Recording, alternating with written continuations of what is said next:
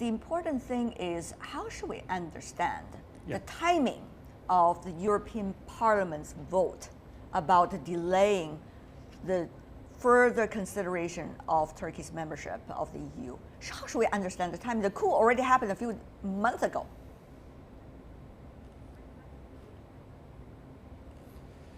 First of all, this is the first severe crisis since 1999, when Turkey was declared a candidate member to the European Union at the time. As also this is the first crisis after the start of the negotiations, membership negotiations with the European Union since 2005. So this is the, of course, crisis between Turkey and the European Union, but at the same time, also there is an ongoing negotiations and also ongoing process and cooperation between two sides. I think when we look at the long perspectives of the Turkey-EU relations, there are some ups and downs.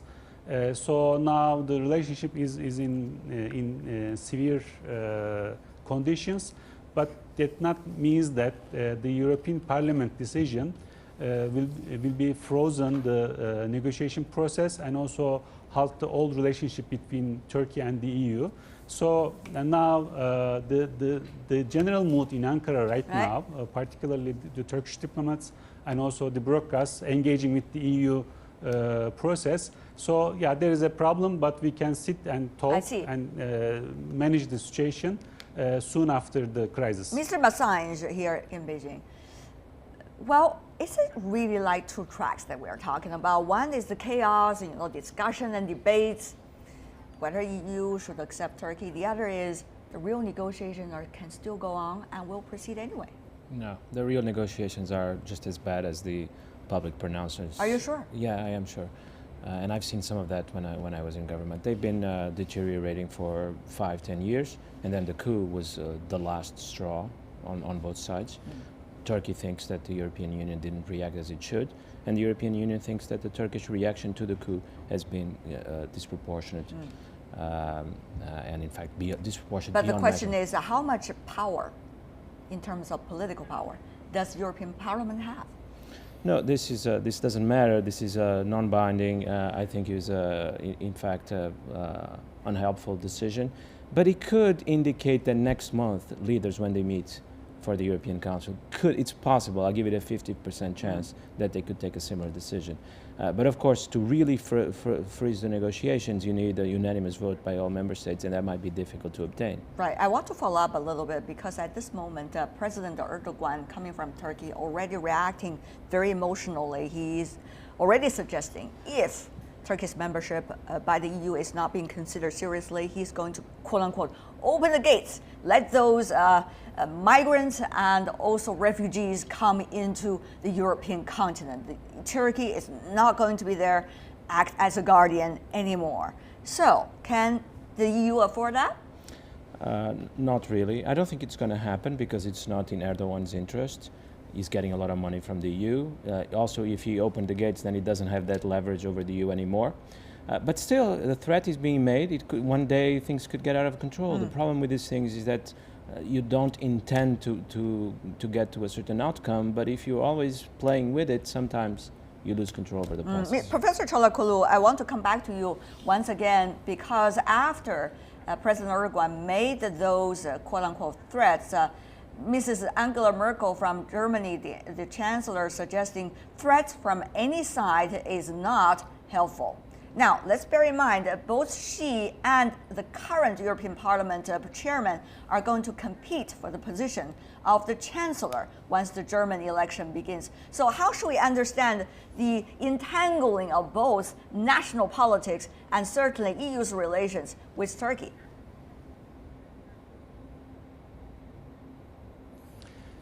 Actually, when we look at Turkey-EU relations, it's very complicated and well structured. So sometimes some politicians put some extreme statement on that. But at the end of the day, we can see that there is a compromise. We can reach a compromise for that. If you look at the migration deal, so I think there is a need for further and structured cooperation between the EU and Turkey. So there is no, how can I say, chance to stop the deal right now because of the very integrated relationship for that, because the number is very huge, and also there is a need for burden sharing for that, and also each side to increase the cooperation mood rather than escalate the relationship or severe the relationship in that manner. So I think independent from the political developments in Turkey or in Germany and in some other countries in the European Union countries, we can see that there will be a compromise for that, because the refugee deal between the EU and Turkey was very well structured deal, and also that there was a very deep-rooted debate in the recent months or years. So I don't think that the current crisis in the EU or between the EU and Turkey will not harm the refugee deal right now. Mr. Cui, we see the Turkish panelists rather quite want to brush off the negative possibilities. Well, our friend coming from Portugal, who is now working very closely with the European countries, are suggesting there might be some serious issues in the next few months to go. But, Mr. Cui, the picture is not just between Turkey and the European countries. It could be much bigger. Because we are talking about some new possibility of alignment and new possibilities of cross-Atlantic relations. Mr. Cui, I want to throw this big strategic question to you. We understand President-elect Trump has already put out somewhat clues about his future policies. Might be closer relation with Russia, which the European countries at this moment do not necessarily enjoy, and also might be new policies toward the immigrants, whether legal or illegal. So, how will those winds spill over on the issue of EU's relations with Turkey? We see elections also going on the European continent over the next year, almost every point of the year. So, what do you think? Yeah, exactly. Yes, it's very interesting imagination about the future of the situation, especially after the election in the United States. It looks like President-elect Mr. Trump will change everything. And I would like to say, according to... of course, he will not, but yet the indication could be an interesting point. Right. According to his words during the campaign for the president, I think that now, firstly, we need to look at if there are any potential or possibility for this change of the American and Russia relations, because I think it's a very, very fundamental factor for the situation now in, especially in the relations between Turkey and the European countries. That's right. Another thing, I think that once there is a change of the relation between Russia and the United States, certainly, I think for European Union, it will face a very, very difficult situation. Okay. Because which means that how about, because besides this, migration issue, refugee issue, There's especially also the issue of Ukraine. Yeah, it's a difficult relations with Turkey now. As we know now, since also the domestic coup in Turkey, now Turkey and Russia got closer and closer. Right. So which means that once there is a good relations between Russia and the United States, certainly there will be maybe a good situation between Turkey and the building United States. upon some of the possibilities and assumptions, which are very important. Let me go back to you, Mr. Çalhanoğlu. That is, what about Turkey's specific thoughts at this moment on joining SCO, Shanghai Cooperation Organization? As we all understand, that organization, the pillars of it could be Russia and China and some of the Central Asian countries. Not necessarily Turkey used to be very close with, and yet Turkey applied. And the phenomenon of application itself already indicated something, it seems. Professor Çalhanoğlu, what do you make of it? And how does that relate to, the debates and the chaotic discussions going on between Turkey and the European countries?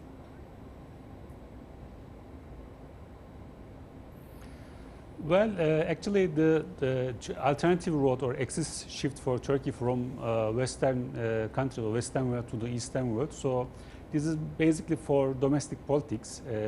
Many Turkish experts are against this idea.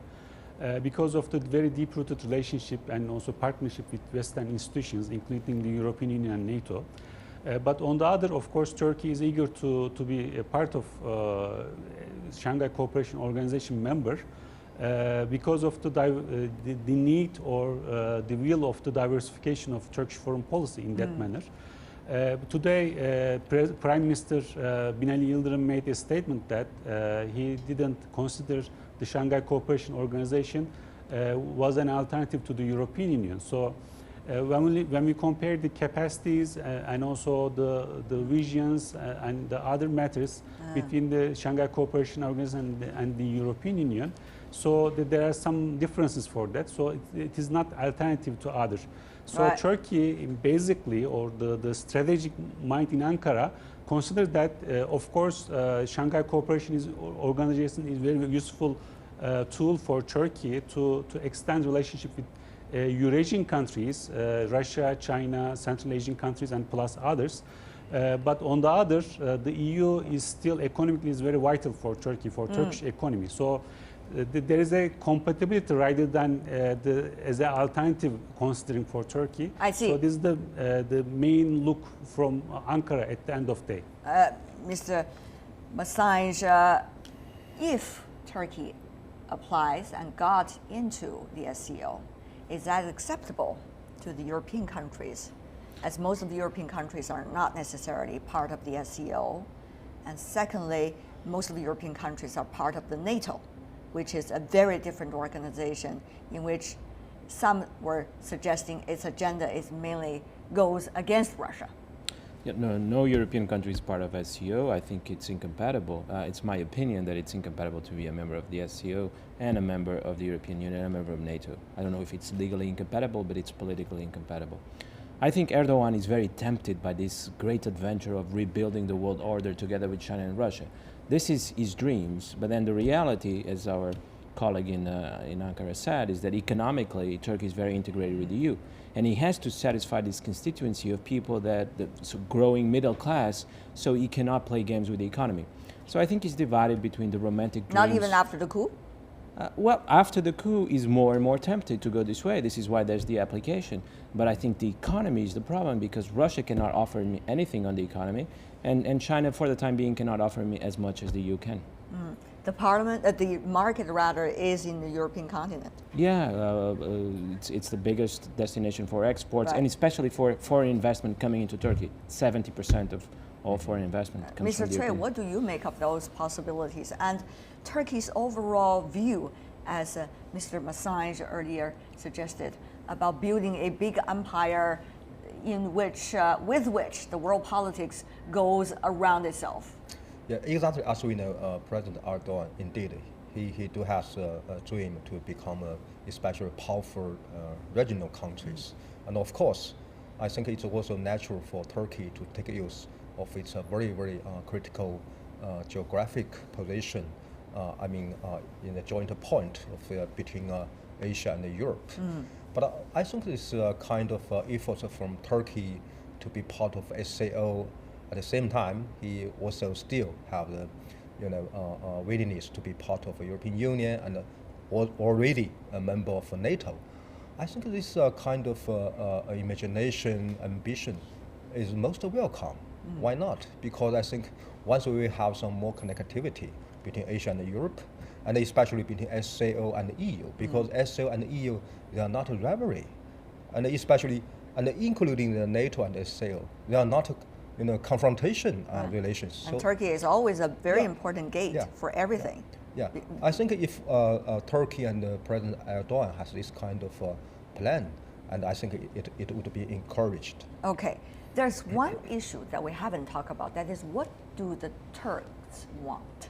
The public at least, Professor Çolakoglu, want one thing. That is to have a visa-free travel in European countries, which has been promised to the Turks for a long time and never necessarily implemented 100%. So will this kind of fights at this moment, political one, necessarily going to help the public in Turkey to be able to realize this dream, or the other way around? Your assessment here, Professor.